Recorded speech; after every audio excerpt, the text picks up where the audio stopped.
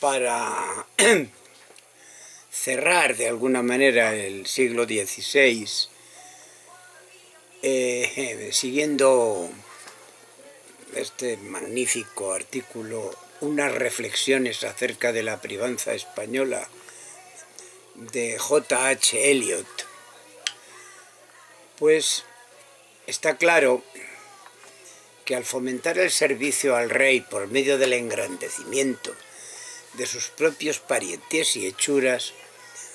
un ministro válido fomentaba al mismo tiempo sus propios intereses como jefe de una poderosa parentela que se enriquecía con la ayuda de la gracia real. El cardenal Richelieu no solo alzó a su familia al nivel más alto de la nobleza francesa, sino que también dejó a la hora de su muerte una fortuna personal impresionante. Aquí en España, el duque de Lerma ya había puesto, digamos, señales en el camino al respecto. Pero no se puede dudar que, como lo demuestra la caída de Lerma y las críticas que recibió por buscar su enriquecimiento y el enriquecimiento de los suyos en contra del bien común, pues quizá fueran las acusaciones de corrupción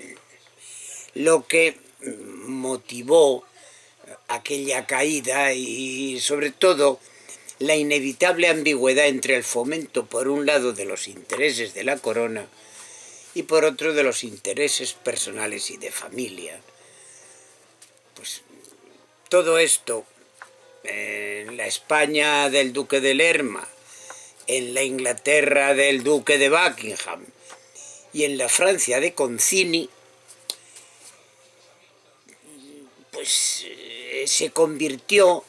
en una de las armas más eficaces de oposición por parte de aquellos individuos y grupos que buscaban el derrocamiento del válido. Esta campaña, que se conoció en el lenguaje coloquial como limpieza de manos, fue la que, como veremos en la próxima entrega, sirvió para que el conde duque de Olivares, apoyándose en Zúñiga, desplazaran a los Sandovales y constituyeran un nuevo valimiento en su propio favor. Pero claro, nobleza obliga. Al llegar al poder sirviéndote de un programa de limpieza, pues ¿cómo se presentó el conde duque? Pues como un ministro desinteresado, no como un privado o un valido, sino de acuerdo con esas normas neoestoicas, la recuperación de lo griego y de lo romano, muy a la moda entre la gente de su generación. Es evidente que tampoco Olivares pudo prescindir de la ayuda de parientes y hechuras para fortalecer tanto su propio poder como el de su rey. Pero al hacerlo, Olivares maniobró con mucha más cautela que lo había hecho el duque de Lerma, porque todo su afán era conservar la imagen de un ministro incorrupto y hacer alarde de ser la antítesis de su precursor en la cosa de la privanza y el valimiento. Los válidos, en cierto modo, sirvieron como valiosos instrumentos para que la corona recuperara la autoridad, sobre todo en los años 20 y en los años 30 del siglo XVII, porque habían sido invadidos, digámoslo así, por una burocracia patrimonializada. Pero la reafirmación de la autoridad de la corona por medio de un ministro privado, que es lo que busca el conde duque de Olivares, pues claro, resultó ser aún más necesario en una época de estrechez financiera provocada por el regreso de la guerra en tantas partes de Europa después de 1618. se habían terminado los años del reproche y amanecía una nueva época que necesitaba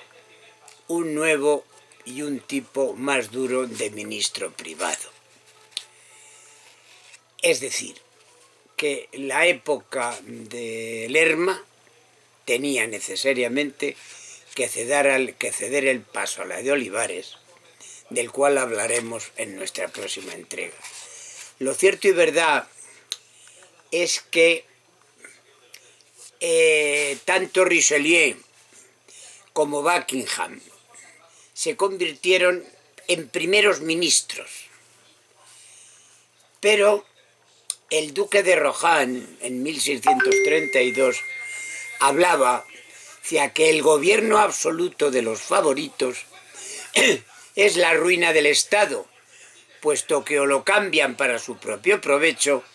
o dan lugar a los ambiciosos para hacerlo. No es cosa de hacer comparaciones. Para mí, a pesar de todo lo que se diga, las comparaciones siempre me han parecido odiosas, aunque haya voces que opinen lo contrario, y no estaría bien que se hicieran parangones, similitudes,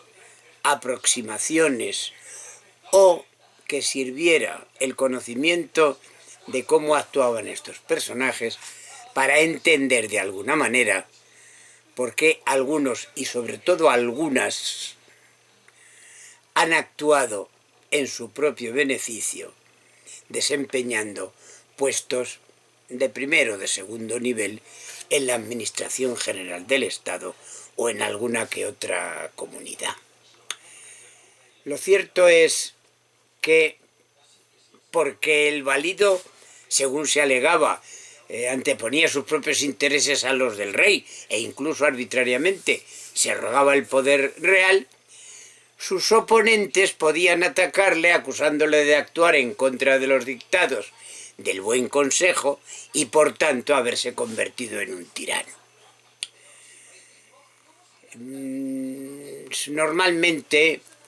se defendían, tanto si fuera el conde duque de Olivares como el cardenal Richelieu y en su caso Strafford, el privado de Carlos I de Inglaterra, pues se defendían diciendo que eran fieles ministros cumpliendo puntual y escrupulosamente los deseos de sus reales amos. Pero no fue fácil en absoluto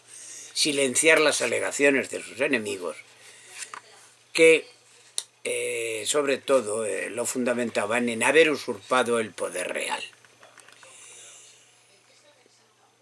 Por los años 40 del siglo XVII, la hostilidad fue tal que en toda Europa se dio una reacción radical contra el sistema mismo de gobierno de ministros privados, validos, que representó una reacción encabezada por los que se consideraban a ellos mismos los consejeros naturales del príncipe, es decir, la nobleza tradicional. Es curioso porque en la recopilación de los memoriales y cartas del conde-duque que hicieron Eliot y de la Peña entre 1978 y 1981, esto queda casi patente. En Francia apareció la Fronde, ya creo que ya los que seguís un poco mis menciones a los vientos de Fronda, que siempre han sido revolucionarios, y sobre todo en Francia se produjo una abierta rebelión de la nobleza contra el gobierno de Mazarino, que como sabéis fue el sucesor del cardenal Richelieu. Como nos queda por hablar del conde duque de Olivares, y lo haremos, vamos a concluir esta breve y modesta divulgación sobre los privados. Porque lo que en realidad sucedió en la España de Felipe IV y más tarde en la Francia de 1661,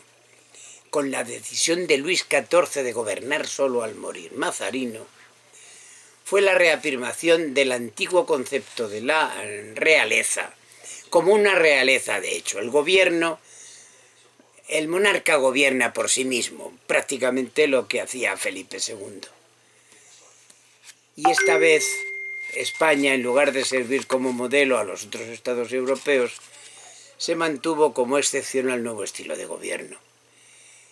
Las buenas intenciones suelen servir para poco ante la incapacidad de un rey. La regencia de Mariana de Austria abrió una nueva época de valimiento, oficialmente confinado por Carlos II. La caída de Valenzuela traería por fin una solución política basada en el dominio de los consejeros naturales, y esto ya lo vamos a dejar para centrarnos en la figura del conde duque de Olivares, con lo cual os deseo muy buena tarde.